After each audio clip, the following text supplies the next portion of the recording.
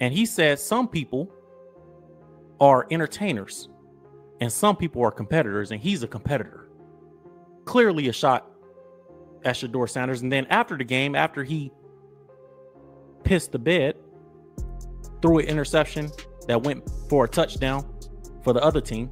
Dillon's reaction to Shedeur Sanders' oblique injury isn't just a casual take. It highlights how quickly one setback can shake the foundation of a team and a league that built its summer storylines around a rookie quarterback. Sanders was supposed to be the centerpiece of Cleveland's preseason momentum, and now his absence raises questions about readiness, depth, and timing. The injury may seem small on paper, but the ripple effects, from practice snaps to national TV ratings, are already being felt, and Dillon's response reflects exactly why this has become one of the most talked about moments of the offseason. TV ratings spiked nearly 30% the moment Shedeur Sanders took the field for his preseason debut on August 8th, 2025, a jump rarely seen for a rookie who hadn't even thrown a regular season pass. That kind of surge wasn't just a reflection of Cleveland's hunger for a franchise quarterback, it was a sign that the league had already begun positioning Sanders as one of its most marketable young stars. But only a few days later, during what was supposed to be a routine practice session on August 13th, Sanders strained his oblique and the narrative flipped overnight. For a rookie quarterback, losing that kind of practice time isn't just a minor inconvenience. It strips away reps that are critical for rhythm, for timing with receivers, and for understanding how the offensive line adjusts to live pressure. In Sanders' case, the missed reps totaled over 40% of the Browns' first-team snaps for that week, a huge loss for a player whose development window is already compressed by preseason's short timeline. The oblique injury matters more for quarterbacks than it might for other positions because the torque generated from the core is essential to every throw. Sanders isn't a pure pocket passer who can simply rely on arm strength alone. Much of his success at Colorado came from timing routes, quick releases, and the ability to deliver accurate passes while moving laterally. An oblique strain disrupts that exact motion, forcing the team's medical staff to weigh whether each practice rep risks aggravating the issue further. That's why Dillon's reaction carried weight. It mirrored the wider concern in football circles that Sanders' trajectory could be altered before it really even begins. Analysts weren't just reacting to the word injury, they were reacting to the type of injury, its timing, and the loss of momentum it immediately caused. Cleveland's front office structured its camp almost entirely around Sanders' development. The offense was tailored to his strengths, giving him roughly 2/3 of the total first-team quarterback reps across the opening 2 weeks of camp. That kind of investment is unusual for a rookie, especially in a league that often prefers easing quarterbacks into systems rather than thrusting them into leadership roles immediately. By designing the camp this way, the Browns effectively put all their chips on Sanders. The oblique strain, however, meant they suddenly had to redistribute those reps to backups and veterans who were never supposed to be the focus. For head coach Kevin Stefanski, that's a nightmare scenario because it leaves him with less film to evaluate Sanders alongside starters and forces the coaching staff to run a diluted version of the offense. Dillon, in his commentary, made it clear that the ripple effect of this injury wasn't just physical, it was psychological. Fans who had been promised a savior under center suddenly had to grapple with the uncertainty of whether their rookie could hold up to the demands of the NFL. That's why ticket resale prices for the Browns' second preseason game dipped by almost 35% compared to Sanders' debut, sliding from over $120 per seat on the secondary market to barely above face value. For a team that hasn't seen sellouts consistently in years, that's a massive blow. Cleveland's business model this season is tied almost directly to the hype around Sanders, and the moment he went down, the fan market reacted instantly. Dillon's take wasn't just about one player, it was about the fragility of momentum in a league where perception drives revenue as much as performance. There's also a gambling dimension here that underscores why this injury is being discussed so seriously. Sportsbooks reported that Browns-related futures, particularly bets tied to Sanders' odds of winning Offensive Rookie of the Year, dropped by nearly 45% in handle volume in the week following the injury report. Even if Sanders only misses a small amount of time, bettors are quick to adjust when the word injury enters the conversation. For a player who entered camp with as much hype as any rookie quarterback in the last 5 years, that swing represents millions of dollars in shifted expectations. Dillon's commentary leaned into this point, reminding viewers that injuries aren't just about what happens on the field. They change the economics of the game, from jersey sales to gambling odds, and they force fans, teams, and analysts to reassess what's possible. The irony is that the Browns had finally seemed to find a sense of direction after years of quarterback instability. Sanders represented hope, not just for the organization, but for a fan base that has lived through more than 2 decades of failed experiments under center. That hope translated into record preseason viewership, a surge in merchandise sales, and renewed national attention. Yet in less than a week, an oblique strain created the first major obstacle in Sanders' professional career. Dillon's reaction captured the sense of whiplash, going from optimism to doubt in a matter of days. And while the injury isn't season-ending, the timing couldn't have been worse. It cuts into the exact developmental window where rookies build trust with their coaching staff, gain rhythm with teammates, and prove they can handle NFL speed. For a quarterback like Sanders, whose college career was built on poise under pressure and the ability to adapt quickly, the setback raises questions that numbers alone can't fully answer. Can he recover quickly enough to keep pace with the offense? Will his mechanics suffer as he compensates for pain? And perhaps most importantly, how will the Browns handle his return without risking re-injury? These are the questions analysts are asking, and Dillon's reaction brought them to the forefront of the conversation, because at the end of the day, this isn't just about Sanders missing a practice or two. It's about Cleveland, the NFL, and millions of fans realizing that the story they thought was being written might already be facing its first rewrite. Losing those practice reps means Kevin Stefanski no longer has the baseline film to evaluate Sanders with his starting offense, and that gap matters more than casual fans might realize. In the NFL, development isn't measured only in touchdowns or interceptions. It's measured in the hundreds of subtle reps that never make the highlight reel. For Sanders, every snap with Amari Cooper, David Njoku, and the Browns' first-team offensive line was a chance to build timing that can't simply be replicated on a whiteboard. When he missed more than 40% of scheduled first-team reps in the week following the oblique strain,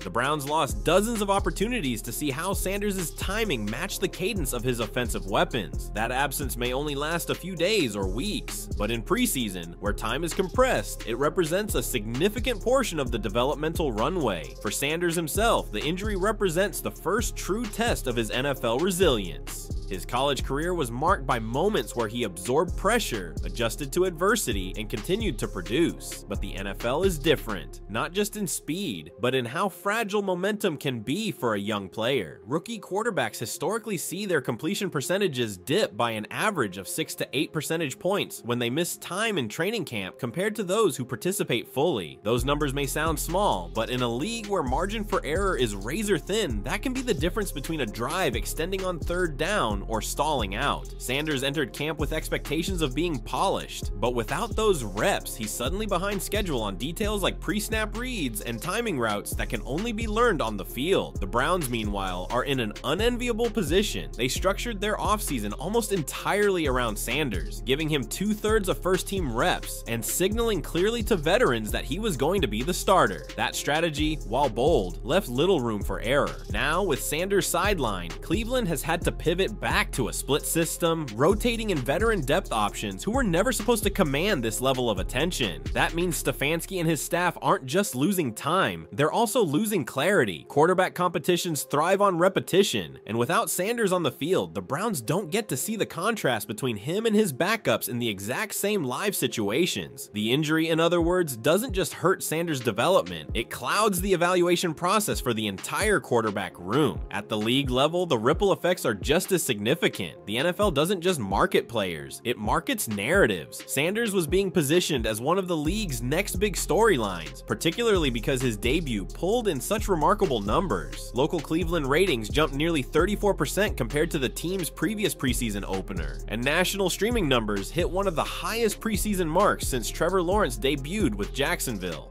That surge didn't happen by accident. It was the product of Sanders' pedigree, his connection to Deion Sanders' brand, and the excitement around a city desperate for a quarterback worth believing in. With him sidelined, the league loses a major driver of preseason buzz. That's why Dillon's reaction resonated. It wasn't just about concern for one player's health, but about how much the league itself had tied into his story. Ticket sales provide another window into why this matters right now. After Sanders' preseason debut, the Browns announced their first sellout of of a preseason game in over a decade. The momentum was palpable. Fans weren't just showing up, they were investing. Secondary market tickets were reselling at 2 to 3 times face value in the days leading up to his first outing. But once the oblique strain was reported, prices fell almost overnight, dropping by more than 35% for the following game. And local attendance forecasts suggested thousands of seats could remain unsold. For a franchise that has long struggled with consistent fan turnout, that kind of swing illustrates just how much of their economic engine is tied to Sanders' presence.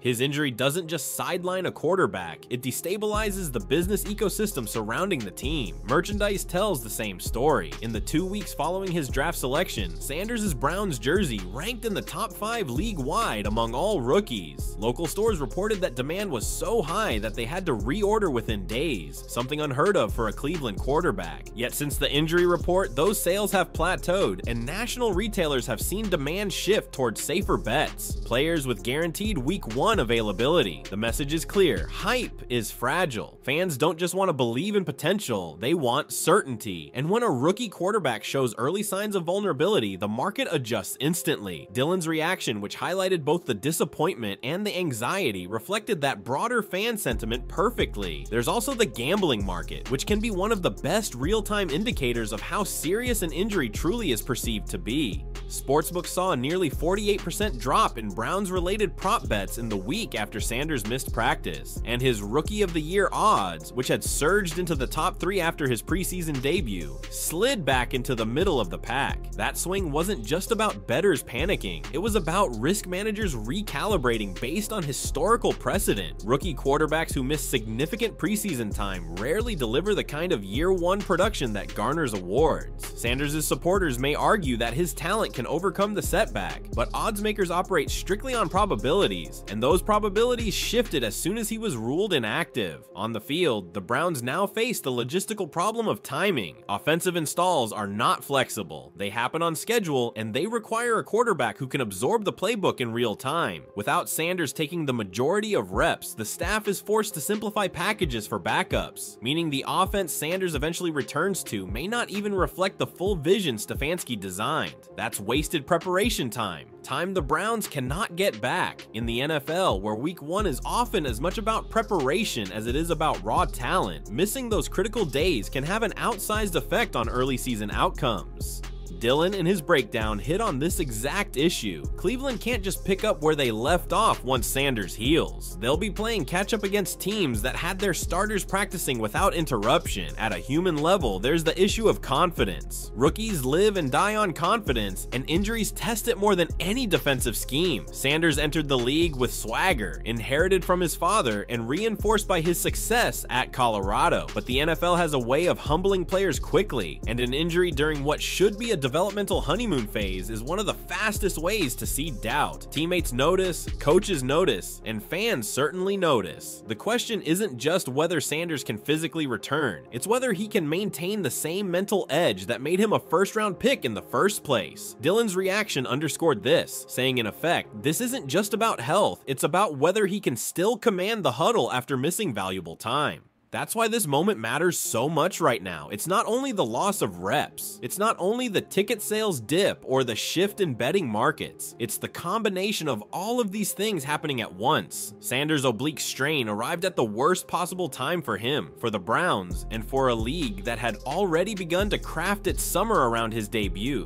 Dillon's reaction tapped into that collective anxiety, capturing the sense that while the injury itself may be temporary, the consequences could linger far longer than anyone initially thought. When you look at Shedeur Sanders' oblique injury through the lens of history, the first thing that jumps out is how similar situations have defined or derailed other rookie quarterbacks. The numbers don't lie. Rookies who miss significant portions of camp or preseason due to injury often enter the regular season behind the curve, and in a league that thrives on split-second timing, even small delays can snowball into larger setbacks. Sanders isn't the first to face this challenge, but the question is whether he can buck the trend or if he'll be pulled into the same pattern that's derailed promising careers before. Take Andrew Luck, for instance. When he entered the league in 2012, he was positioned much like Sanders, the centerpiece of a franchise rebuild, carrying the hopes of a city and a national spotlight. Luck, however, got a fully healthy preseason, took every snap he could, and it showed immediately. His rookie rookie-year totals, 4,374 passing yards, 23 touchdowns, and an 11-5 record, set the tone for a career that only injuries years later interrupted. Contrast that with Marcus Mariota in 2015, who tweaked a knee during camp and missed valuable install time. His rookie season began unevenly, with completion percentages dipping below 60% in the first half of the year. Analysts trace part of that back to the timing lost in August, when Mariota missed not just reps, but the bonding process with teammates that's critical for a young quarterback's leadership credibility. Shedeur Sanders' situation more closely resembles Tua Tagovailoa's entry into the NFL in 2020. Tua came in with immense hype, but his hip injury from college limited him through preseason. While he eventually got on the field, he never looked fully integrated with the Dolphins system in that first year. His completion percentage hovered around 64%, respectable but not the type of immediate spark Miami fans had expected. Sanders' oblique strain is not nearly as severe as Tua's hip injury, but the lesson is the same.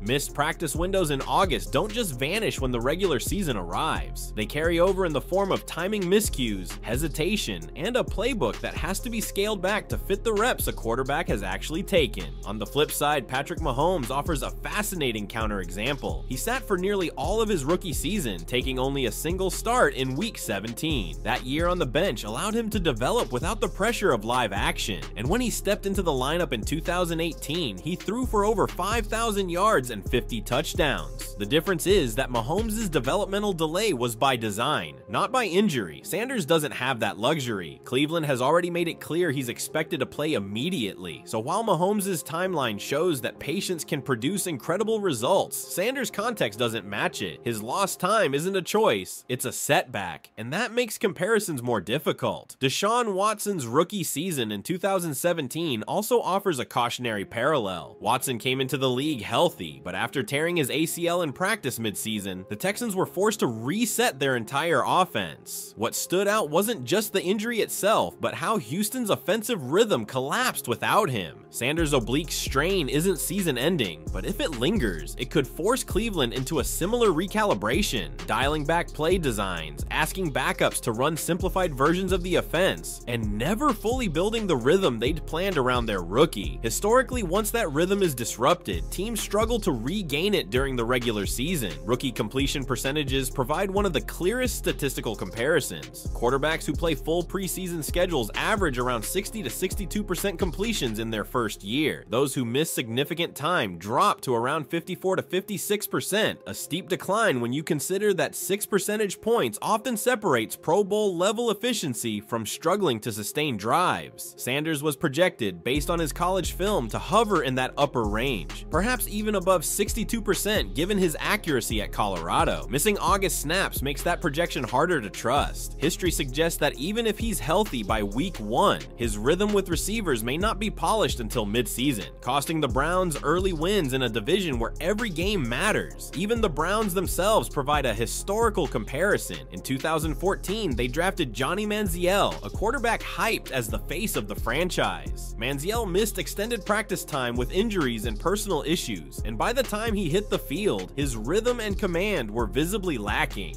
While Sanders has shown none of Manziel's off-field red flags, the lesson from Cleveland's own history is clear. Missed developmental time at the start often sets a tone that's hard to reverse. Fans in Cleveland know this story all too well, which is part of why Dillon's reaction carried so much weight. He wasn't just reacting to Sanders in isolation, he was reacting to the Browns' long, painful history of quarterbacks undone by setbacks before they ever got settled. There's also the matter of re-injury risk, which history doesn't paint kindly. Oblique strains are notorious for flaring up again, particularly in sports that require rotational torque like baseball and football. MLB pitchers who suffer oblique strains often miss multiple stints across a single season because of recurrence. For quarterbacks, the throwing motion places similar demands on the core, meaning Sanders' recovery has to be carefully managed. Compare that to Robert Griffin III in 2012, who rushed back from a knee injury to make a playoff run, only to re-injure himself in a way that altered his career trajectory. While the injuries aren't identical, the principle is the same.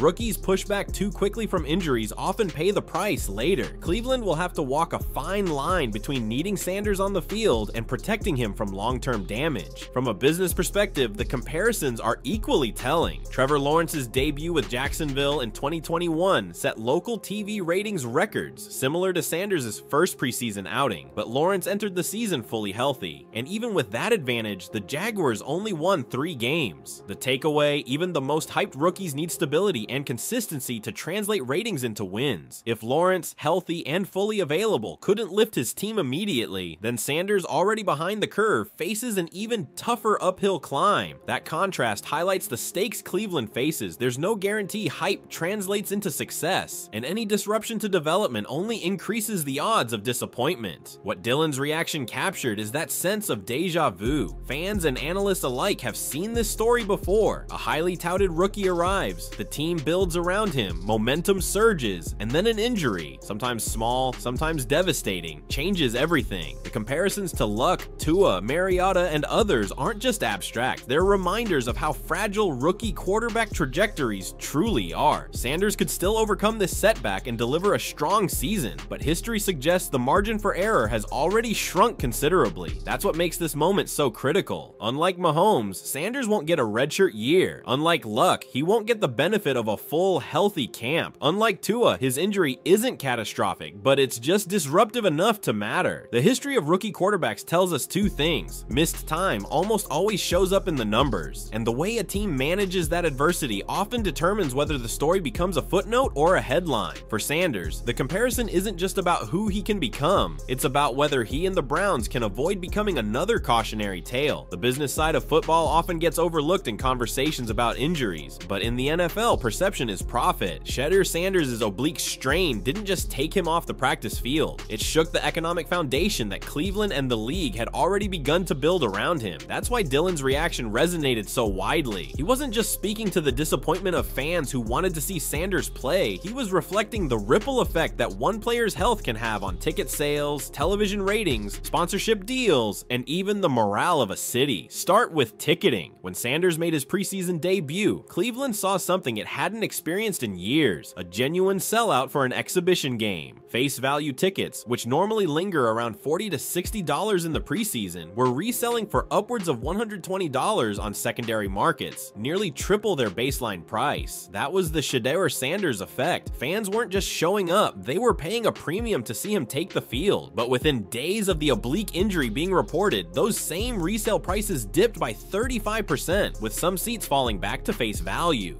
The anticipation of watching a rookie quarterback debut live is powerful, but the uncertainty of whether he'll even suit up is equally deflating. That's a business swing worth millions in lost stadium revenue if it persists, and it illustrates just how fragile hype can be when tied to a single player. Television followed the same trajectory. Sanders' first outing drew a 30% increase in local Cleveland ratings compared to the Browns' previous preseason opener, and nationally, his game pulled one of the strongest preseason streaming numbers since Trevor Lawrence debuted with Jacksonville. Networks had every reason to believe that momentum would carry into Week 1, especially given that Cleveland was slated for 2 nationally televised games in the first 6 weeks of the season. But once the oblique injury sidelined him from practice, executives quietly adjusted expectations.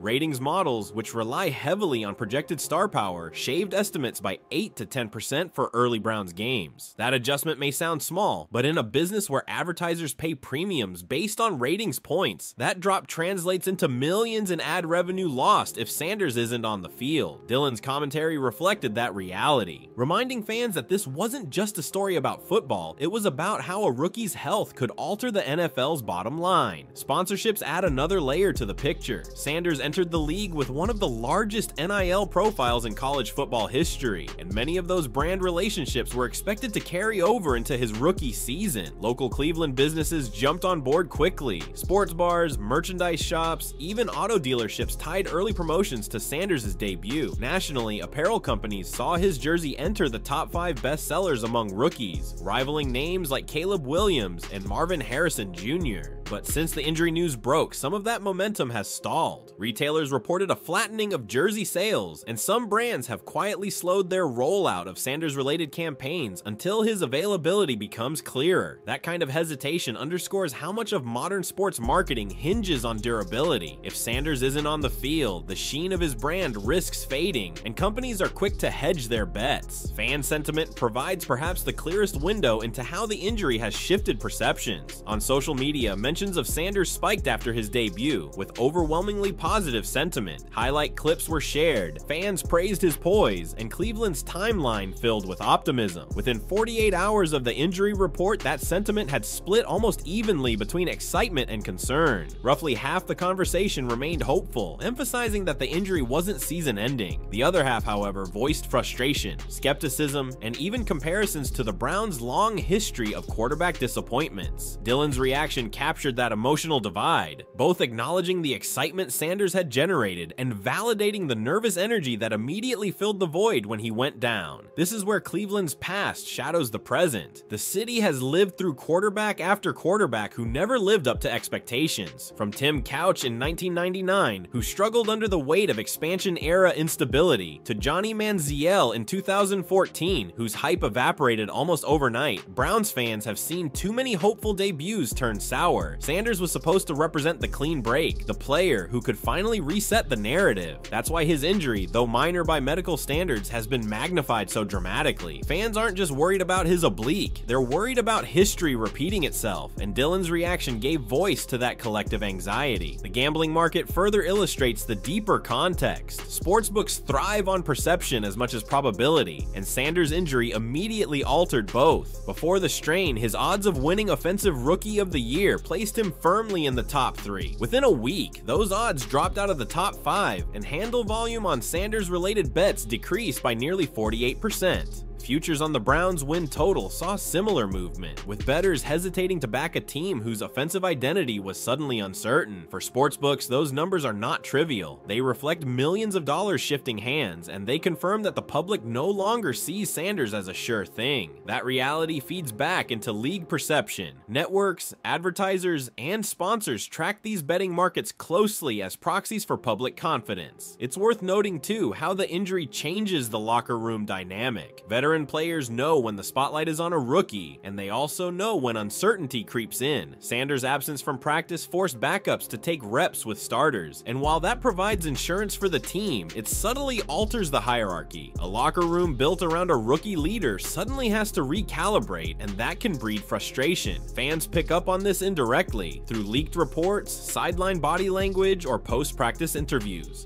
Dillon's breakdown emphasized this point. The injury isn't just about Sanders missing time, it's about the entire team losing a sense of clarity in who their leader will be when the season begins. All of this circles back to the central truth. The NFL is a business of momentum. Sanders' debut gave Cleveland momentum in every possible sense, financially, culturally, and competitively. His oblique injury disrupted that momentum at the exact moment it was most valuable, and the consequences are already measurable. Ticket prices dipped, ratings projections dropped, betting markets shifted, fan sentiment fractured, sponsorships hesitated. Dillon's reaction resonated because he connected those dots, reminding viewers that football is never just about the box score, it's about the ecosystem that surrounds the game. And in Sanders' case, that ecosystem has already begun to feel the strain of his absence. That's the deeper context here. It's not just about whether Shedeur Sanders can return in time for week 1, it's about how every missed rep, every cautious update, and every moment of uncertainty reverberates through Cleveland and the NFL as a whole. From stadium revenue to streaming numbers, from jersey sales to social media sentiment, the league is feeling the cost of his absence. Dillon's reaction simply amplified what the numbers were already showing, that this injury matters far beyond the medical report. Projecting what happens next with Shedeur Sanders is tricky because oblique injuries can be deceptive. On paper, it's a muscle strain, something that may heal in a few days or linger linger for weeks depending on severity, but in practice, the implications go far beyond how quickly he returns to the field. For the Browns, the decision-making over the next few weeks will shape not just Sanders' rookie season, but possibly the direction of their franchise for years to come. Dillon's reaction touched on this uncertainty, highlighting how one minor-sounding injury has created a storm of long-term questions. The most immediate implication is the Week 1 starter question. Sanders was drafted and treated as Cleveland's franchise quarterback from the moment he arrived, taking the lion's share of first-team reps in camp. But if he can't handle a full practice load leading into the season opener, the Browns face a dilemma. Risk rushing him back at less than full health or pivot temporarily to a veteran backup. History shows both options come with costs. Quarterbacks who play through oblique strains often see a 5 to 10% drop in completion percentage as they compensate with altered mechanics. That risk could affect Sanders' confidence and efficiency out of the gate. On the other hand, benching him for a veteran may protect his health, but risks stalling momentum and fracturing fan enthusiasm. Playoff odds are another factor. Before the injury, odds makers projected Cleveland as a fringe playoff team, with win total lines hovering around 8.5. Sanders' presence was baked into that optimism given the offensive system had been designed around him. Since the strain, those lines have shifted downward by nearly half a win, reflecting a recalibration of expectations. That may not sound like much, but historically, half a win in preseason lines can alter playoff probability by 10 to 12%, especially in competitive divisions. If Sanders misses meaningful early season reps, Cleveland's margin for error shrinks dramatically, and the Browns could once again find themselves on the outside looking in come January. There's also the risk of recurrence. Oblique strains, particularly for quarterbacks, are notorious for flaring up again if not fully healed. Baseball pitchers often miss multiple stretches in a single season because the rotational motion keeps aggravating the muscle. Quarterbacks face a similar issue. Every deep throw requires torque through the core. If Sanders returns too quickly, even a single awkward motion could set him back. That's why Cleveland's medical staff faces such a delicate balance, protecting the player's long-term future while acknowledging the immense pressure to get him back on the field. Dillon's commentary captured that tension, warning that rushing Sanders could compromise not just his rookie year, but his development arc. The franchise-wide implications are enormous. If Sanders is forced to miss extended time, Cleveland's front office will be judged not only on the decision to draft him, but also on how they built the roster around him. Right now, the Browns' offensive line, skill position depth, and even playbook design are predicated on his mobility and timing. Without him, much of that vision collapses, and Stefanski will have to pivot to a backup plan that was never supposed to exist. In practical terms, that means simplified play calling, fewer downfield shots, and a more conservative offense designed to limit mistakes. Fans won't accept that easily, especially after being promised a new era built around Sanders.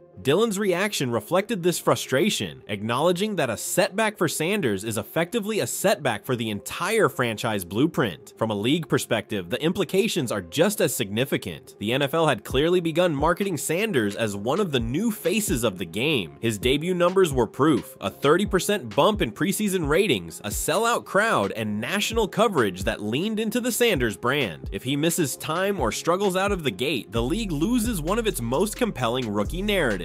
That affects national broadcasts, sponsor interest, and the broader effort to market the Browns in a way they haven't been marketable for decades. Networks had already penciled in Sanders as a ratings draw for primetime games. If he's not available, or if his performance dips because of limited preseason work, those games risk underperforming expectations. For advertisers, that's millions in potential lost value. The betting and fantasy football communities are also watching closely. Sanders was projected as a sleeper pick in fantasy drafts, especially in two quarterback formats. Since the injury, his average draft position has slipped, reflecting the uncertainty. Sportsbooks too have scaled back promotional pushes tied to his Rookie of the Year campaign. These shifts may seem small, but they indicate a broader trend. Once confidence wavers in a player's availability, markets adjust quickly. That adjustment in turn influences how fans perceive the narrative. If sportsbooks downgrade Sanders, if fantasy players hesitate to draft him, then casual fans begin to internalize internalize that doubt. It becomes a feedback loop that can be difficult to reverse even if he returns quickly. There's also the question of locker room dynamics. Veteran players often rally behind rookies who prove themselves in camp, but extended absences can subtly shift the balance of leadership. If Sanders isn't on the field, other voices inevitably grow louder. That's not always a bad thing. Teams need multiple leaders, but it can complicate the perception of who truly runs the huddle. When Sanders does return, he'll need to reassert himself not just as a player, but as the unquestioned leader of the offense. Dillon's reaction hinted at this pressure, pointing out that injuries don't just sideline bodies, they disrupt hierarchies. Long-term, the implications stretch into how Cleveland handles quarterback development as an organization. If Sanders struggles because of the missed time, critics will argue that the Browns rushed him into a role he wasn't ready for, much like what happened with Tim Couch or Brady Quinn. If they hold him out too long, they risk repeating the mistakes of teams that played it too cautiously, missing opportunities to build chemistry early. Either way, this moment will be remembered as a fork in the road, the decision point that shaped how Sanders' career in Cleveland began.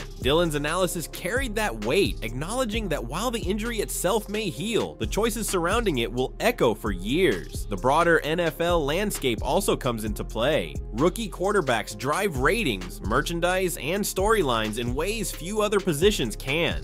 Sanders, with his pedigree and marketability, was supposed to be one of the central figures of the 2025 season. If his trajectory stalls, it doesn't just hurt Cleveland, it reshapes the league's rookie class narrative. Caleb Williams, J.J. McCarthy, and others may dominate headlines instead, and Sanders risks being left behind in the conversation. That shift matters because rookie narratives often determine which players receive national marketing opportunities, endorsement deals, and long-term brand value. Missing even a few weeks of preseason momentum could place Sanders permanently behind his peers in the eyes of the public. Finally, there's the question of resilience. Every great quarterback has faced adversity early, whether it was Peyton Manning throwing 28 interceptions his rookie year, or Josh Allen struggling with accuracy before breaking through. Sanders' oblique injury may be the first true test of his resilience in the NFL. How he responds will define him in the eyes of teammates, fans, and the league. Dillon's reaction captured this uncertainty, not as a condemnation, but as a recognition that this is Sanders' first defining moment. If he returns quickly and plays well, the narrative will shift to one of toughness and perseverance. If he struggles or re-injures himself, the story may become one of fragility, and that label is difficult to shed once applied. So what are the future implications? At the simplest level, Sanders' injury forces the Browns to make decisions that will reverberate far beyond Week 1.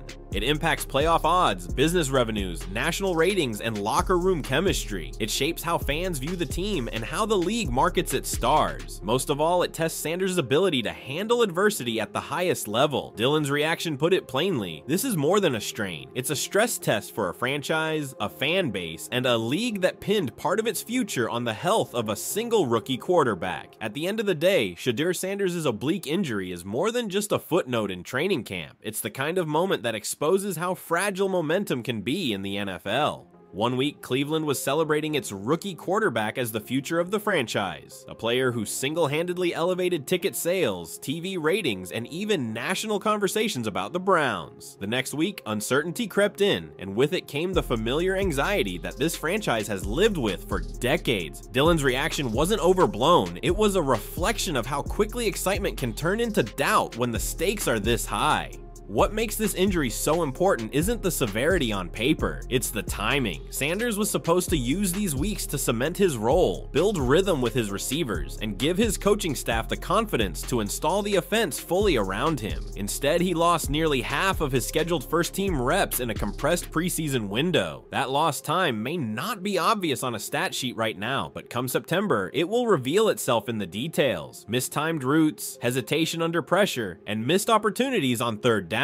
For a team built entirely around his development, those details can mean the difference between chasing the playoffs and falling back into mediocrity. The broader consequences are undeniable. Cleveland saw resale ticket prices drop by 35% once Sanders was ruled out of practice. TV networks adjusted their ratings projections downward, and sportsbooks slashed Rookie of the Year odds that had once put Sanders among the top 3 candidates. Even jersey sales, which had surged in the weeks after the draft, plateaued as fans hesitated to invest invest in a player they weren't sure would be on the field week 1. All of these measurable outcomes paint the same picture. Sanders isn't just a quarterback, he's a business engine, and when that engine stalls, the entire ecosystem feels the effects. But beyond numbers and revenue charts, this is also a human story. Sanders is a young quarterback trying to carry the expectations of a city and a league, and this is his first true test of resilience. Every great quarterback faces adversity early, whether it's Peyton Manning throwing a league-high 28 interceptions as a rookie, or Patrick Mahomes waiting a full year before taking over. For Sanders, adversity arrived in the form of an injury before he could even establish himself. How he responds will define not only his rookie season, but also how teammates, coaches, and fans view his leadership. Dillon's commentary captured this, reminding viewers that what's at stake isn't just health, but confidence, credibility, and the fragile trust of a city desperate for a savior at quarterback. There's also the psychological toll on the fan base. Cleveland has lived through years of quarterback instability, watching one hopeful prospect after another fall short. Sanders' arrival felt different. His debut generated sellouts, record preseason ratings, and a surge of optimism not seen since the franchise returned in 1999. That's why his injury, though minor in medical terms, landed like a punch to the gut. Fans don't fear the oblique strain itself, they fear the narrative they've seen too many times before. Promise followed by disappointment.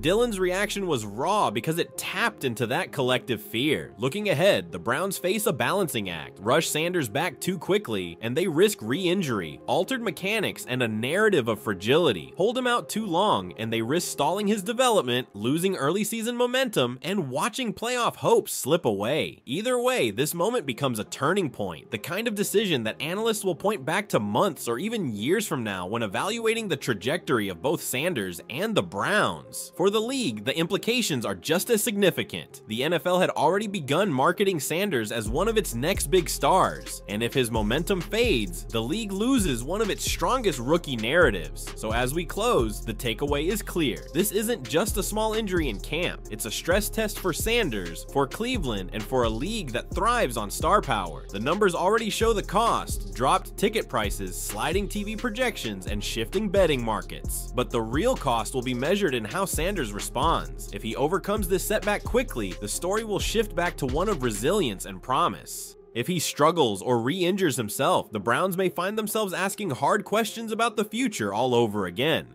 Dillon's reaction matters because it forced everyone to confront that reality head on.